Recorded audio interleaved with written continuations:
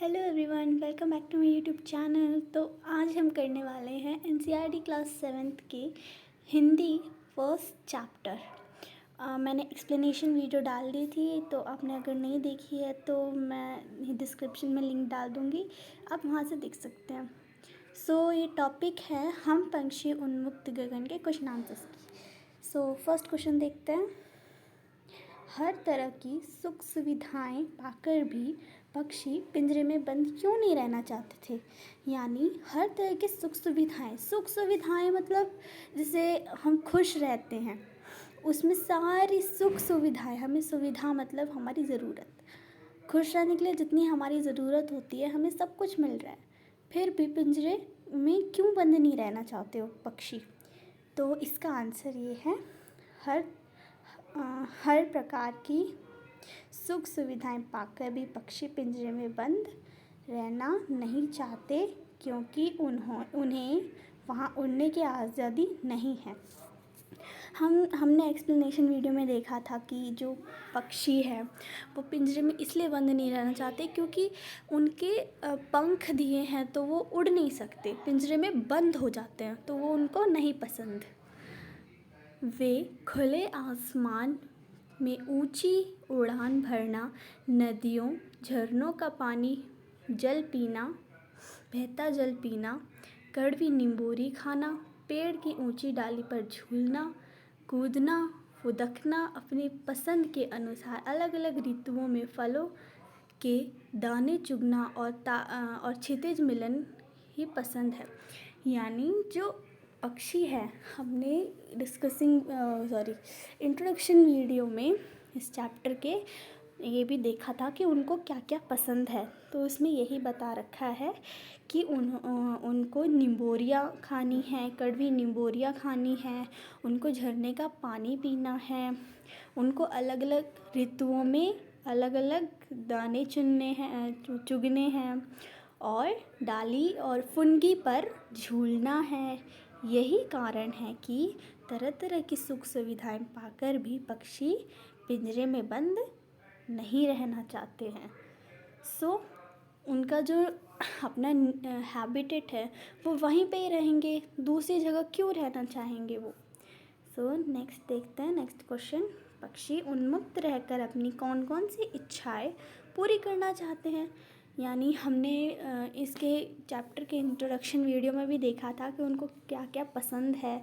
वो उन्मुक्त मतलब आज़ादी से रहकर, खुले आसमान में रहकर क्या क्या करना चाहते हैं। देखिए, तो पक्षी उन्मुक्त रहकर अपनी इन इच्छाओं को पूरा करना चाहते हैं। तो फर्स्ट इच्छा कौन सी है? वे खुले आसमान में उड़ना चाहते हैं। हाँ, वे अपनी गति से उड़ान भरना चाहते हैं, नदी झरने का पानी पीना चाहते हैं, नीम के पेड़ की कड़वी नींबूरियाँ खाना चाहते हैं, पेड़ की सबसे ऊंची फुनगियों पर झूलना चाहते हैं, ये भी था।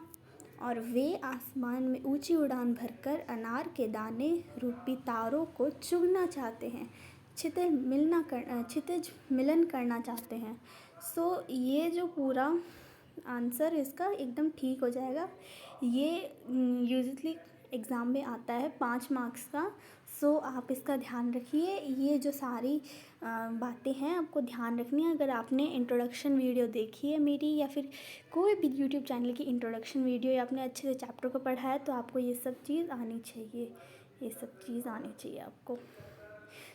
थर्ड क्वेश्चन देख लेते हैं। भाव स्पष्ट कीजिए भाव स्पष्ट कीजिए, या तो क्षितिज मिलन बन जाता, या तो तंती सांसों की डोरी। ये एक्सप्लेनेशन करना है हमें, इसका भाव स्पष्ट करना है। भाव स्पष्ट करना मतलब होता है कि क्या कहना चाहता है ये लाइन, हमें उसको स्पष्ट तरीके से बताना है। तो क्या है?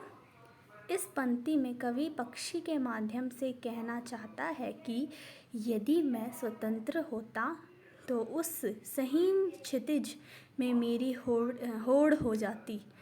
मैं इन छोटे छोटे पंखों से उड़कर या तो क्षितिज से जाकर मिल जाता, या फिर मेरे प्राणांत हो जाता। प्राणांत मतलब होता है प्रणांत मतलब होता है मर जाना, मृत्यु।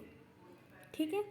सो क्या इसमें दे रखा था, क्षितिज, मैंने आपको बोला था क्षितिज मतलब होता है एक ऐसा पॉइंट जहाँ पे हमें लग रहा हो कि आसमान और ज़मीन का मिलन हो रहा हो।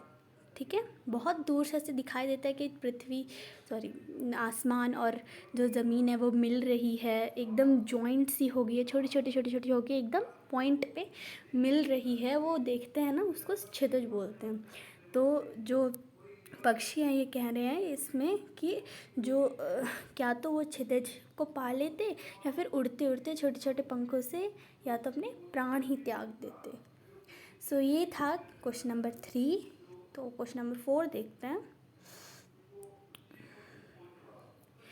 अच्छा, ये दूसरे वाले पार्ट का है, छोड़ो, नहीं देखते हैं। स्वर्ण श्रृंखला और लाल किरण सी में रेखांकित शब्द गुणवाचक विशेषण कविता से ढूंढकर इस प्रकार के 3 और उदाहरण लिखिए। ठीक है, तो इसमें पूछा जा रहा है गुणवाचक विशेषण के बारे में। गुणवाचक विशेषण वो होते हैं जो सबके गुण बताते हैं। गुण मतलब किसी की विशेषताएं बताते हैं। ठीक है, उसके गुण बताते हैं। गुण जैसे आप में एक गुण है कि आप अच्छा डांस करते हैं, तो गुण, डांस आपका गुण हो गया। ठीक है। सो इसमें क्या है, फर्स्ट ए, कनक तीलियाँ। कनक तीलियाँ क्या होती है? कनक तीलियाँ होती हैं जो पिंजरा होता है, पिंजरे की जो जेल होती है, जो बार्स होती हैं, उसको वो कनक तीलियाँ यानी सोने की तीलियाँ उसको बोला जाता है। कटुक निंबोरी, कटुक निंबोरी, कटुक मतलब होता है कड़वी, और निंबोरी मतलब पेड़ के जो कड़वी निंबोरी होती है, पेड़ के जो छोटे छोटे फ्रूट होते हैं ग्रीन कलर के, उसको कड़वी निंबोरी बोलते हैं। तो कटुक निंबोरी। तारक अनार, तारक अनार मतलब होता है ऋतुओं के हिसाब से जो दाने होते हैं। अनार के छोटे छोटे दाने होते हैं ना, तो तारक अनार होता है छोटे छोटे दाने, वो भी अलग अलग ऋतुओं के।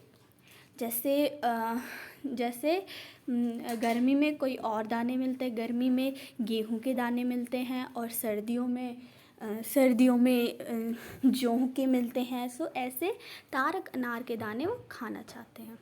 सो नेक्स्ट क्या है, भूखे प्यासे में द्वंद्व समास है। इन दोनों शब्दों के बीच लगे चिन्हों को सामासिक चिन्ह कहते हैं। इस चिन्ह से और कर सकते हैं, जैसे भूखे और प्यासे। इस प्रकार से 10 अन्य उदाहरण खोजकर लिखिए। सो इसमें तो बोला जा रहा है कि द्वंद्व समास के बारे में बात की जा रही है। द्वंद्व समास होता है जिसके, अगर मैं आपको शॉर्ट फॉर्म में बताऊं तो द्वंद्व समास ऐसा होता है जिससे 2 चीज़ लिखी हैं, उसके बीच में अगर हम और लगा देंगे तो वो द्वंद्व समास बन जाएगा। जैसे भूखे और प्यासे हैं, भूखे प्यासे यानी क्या हो सकता है, भूख और प्यास। इसीलिए तो ये एग्जाम्पल है, 10 एग्जाम्पल लिखने हैं ना हमें। दाल और रोटी, अन्न जल, अन्न और जल, सुबह और शाम, पुण्य और पाप, राम और लक्ष्मण, सुख दुख। सो इसमें यही है, दिन और रात, ऐसे आप लिख सकते हैं। So this was the question answers video. I hope you liked that.